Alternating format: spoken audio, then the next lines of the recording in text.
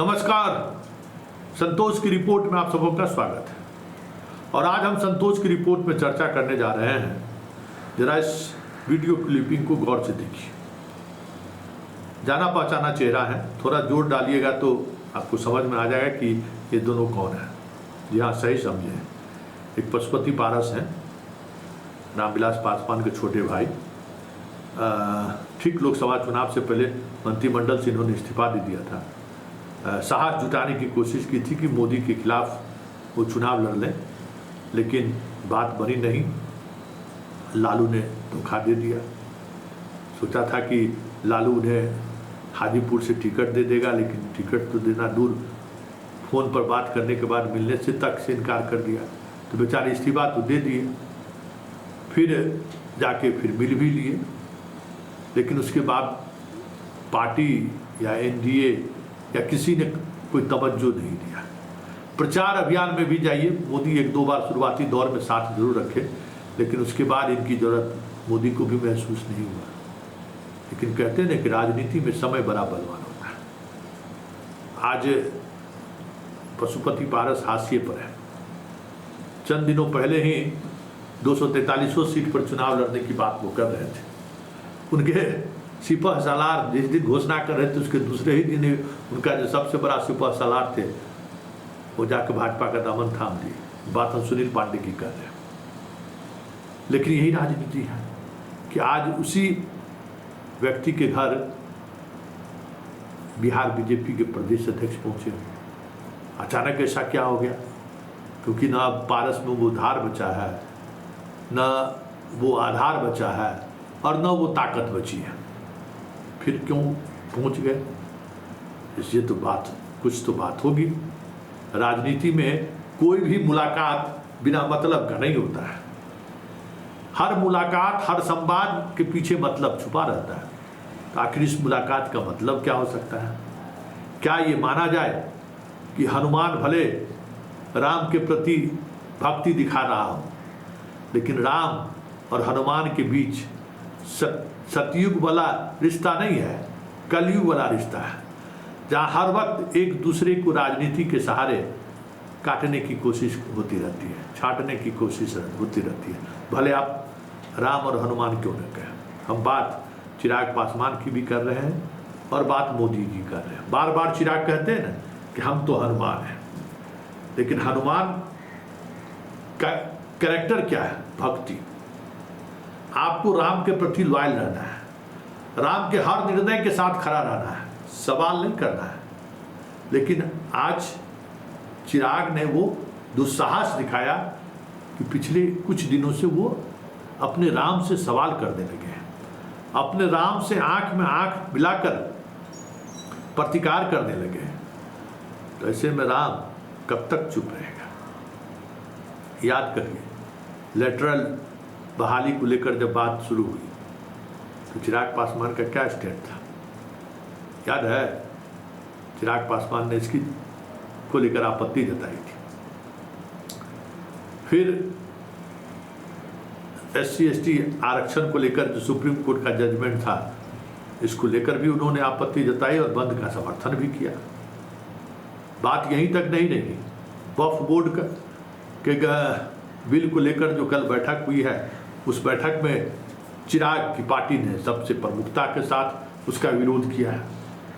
मतलब अब हनुमान राम की इच्छा के विपरीत, या यूं कहे राम की राजनीति से इतर अपनी राजनीति की गोटी सेट करने में लग गए हैं। ऐसे में राम इनको कहां से छोड़ने वाला है? तब इनकी लॉयल्टी, क्योंकि राम चाहता है कि आप हमारे प्रति लॉयल रहें, राजनीति न करें। हम आपको मंत्री बना दिए, मंत्री बने रहिए, काम करिए, अपने तरीके से जीने का संसाधन उपलब्ध है, जीते रहिए, राजनीति मत करिए। लेकिन चिराग ने तो दुस्साहस कर दिया, उसने तो राजनीति कर दी। तो ये मुलाकात उसी राजनीति का असर है। ये मुलाकात उसी राजनीति का असर है जिसके सहारे इन्होंने मोदी के उस निर्णय के खिलाफ आवाज़ उठाने की दुस्साहस कर दिया। अब देखना यह है कि इसका असर क्या पड़ेगा, क्योंकि पारस से मुलाकात का मतलब है संकेत चिराग के लिए है कि हैसियत में रहो, चाचा तुम्हारे हैं, अगर हाथ डाल दिए तो फिर सोच लो क्या होगा। लेकिन बड़ी बात यह है कि चिराग को साधने के लिए पारस की जरूरत आज क्यों आन पड़ी है? क्या ये नीतीश का मोहरा तो नहीं है? बड़ा सवाल है, क्योंकि पारस को साध नीतीश ही सकते हैं और वो साध भी रहे हैं। हनुमान पैर पे आके क्या गिरे, पार्टी दफ्तर तो उन्होंने दे दिया, लेकिन हाईकोर्ट में मामला ऐसा लंबित हुआ कि पता नहीं महीनों वर्षों बाद भी वो दफ्तर चिराग को हासिल हो पाएगा कि नहीं हो पाएगा, कहना मुश्किल है। फिर कैबिनेट ने डिसीजन भी ले ली कि जहाँ जिसका पार्टी दफ्तर है वो हमेशा वही पार्टी दफ्तर रहेगा। तो ये भी बात हुई। इसलिए चिराग को लेकर नीतीश सहज नहीं है, हनुमान को लेकर राम सहज हैं, लेकिन राजनीति ना करे इस बात को लेकर वो हमेशा सचेत रहते हैं।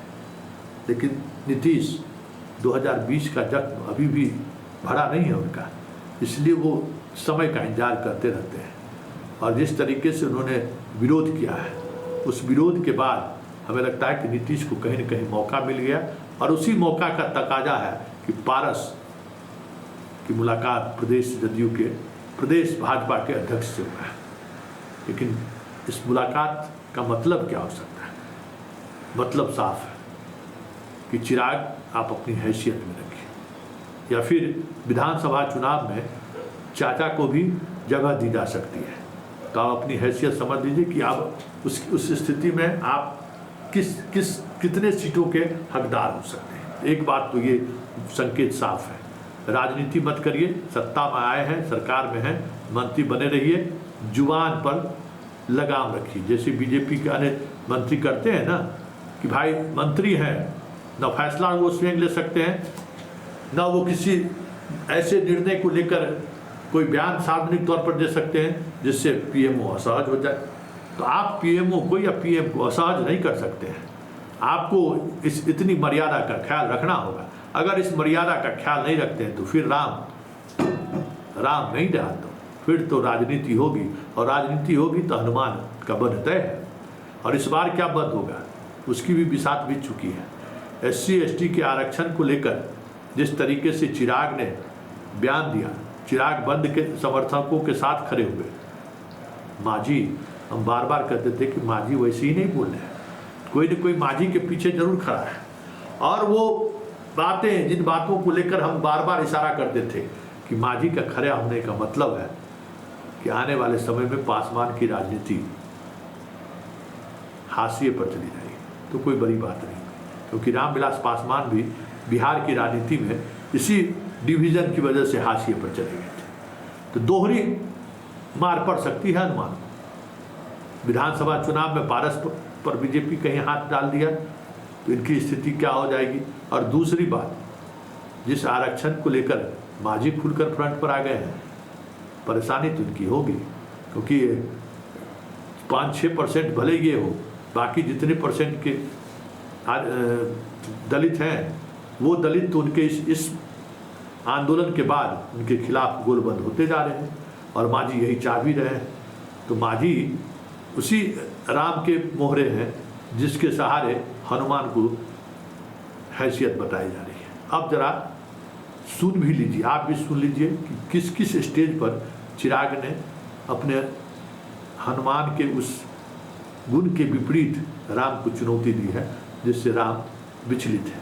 जरा उस बयान को आप भी सुन लीजिए। प्रधानमंत्री जी जब इस विषय की गंभीरता को समझेंगे, और वो समझेंगे निजी क्षेत्र में आरक्षण की व्यवस्था नहीं है, ऐसे में सरकारी क्षेत्र में कोई भी नियुक्ति होती हो, किसी भी तरीके की नियुक्ति होती हो, ऐसे में सरकार को आरक्षण के नियमों का पालन करना चाहिए।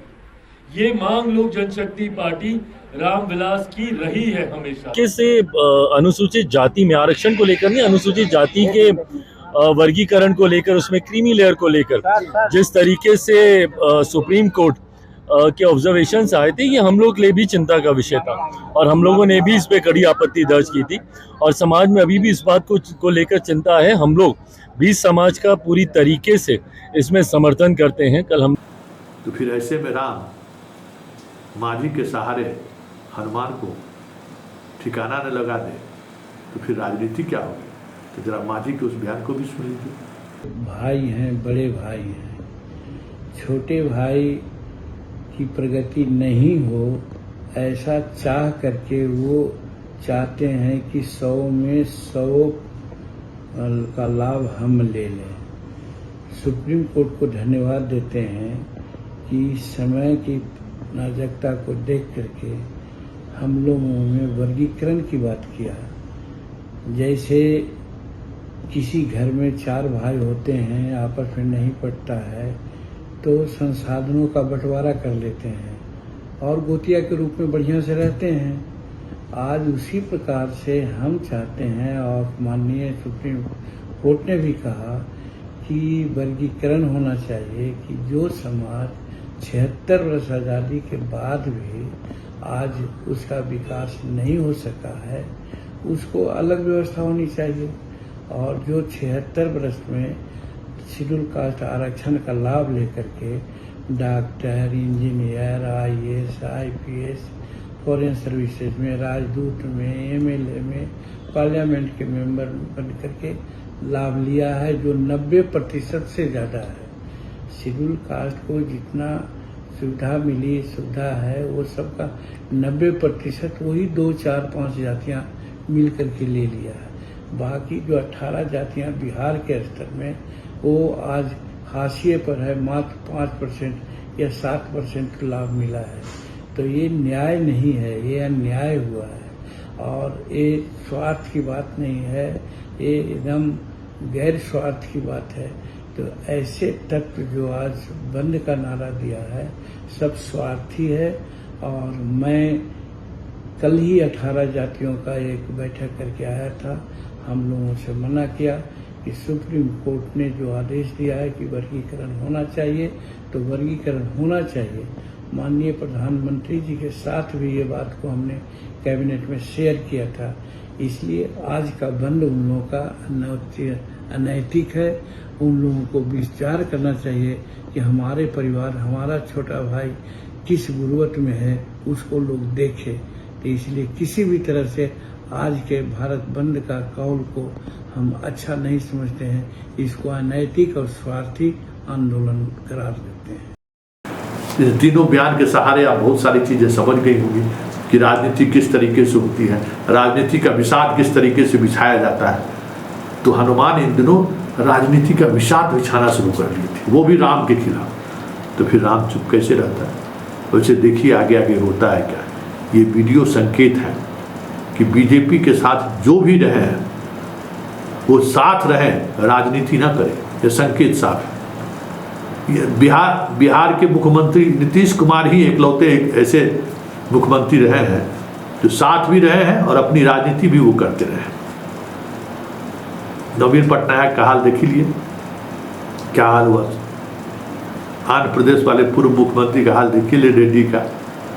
तो जो इनके साथ है, इनकी कोशिश होती है कि वो राजनीति न करें, और राजनीति नहीं करिएगा तो फिर आप खत्म हैं। फिर किसी दिन दूध में मक्खी की तरह, नवीन पटनायक की तरह आपको फेंक दिया जाएगा। तो नीतीश इस मामले में माहिर खिलाड़ी हैं, वो राजनीति नहीं छोड़ते हैं। और चिराग चंद दिन पहले तक राजनीति पूरी तौर पर छोड़ चुका था, वो सिर्फ मोदी की भक्ति में लगा हुआ था। लेकिन जैसे ही राजनीति करनी शुरू की, जवाब मिलना शुरू हो गया। अब देखना यह है कि चिराग जिसको जिस तरीके से चक्रव्यूह में घेरने की कोशिश हुई है, क्या चिराग बगावत के सहारे उस चक्रव्यूह को तोड़ पाएगा क्या?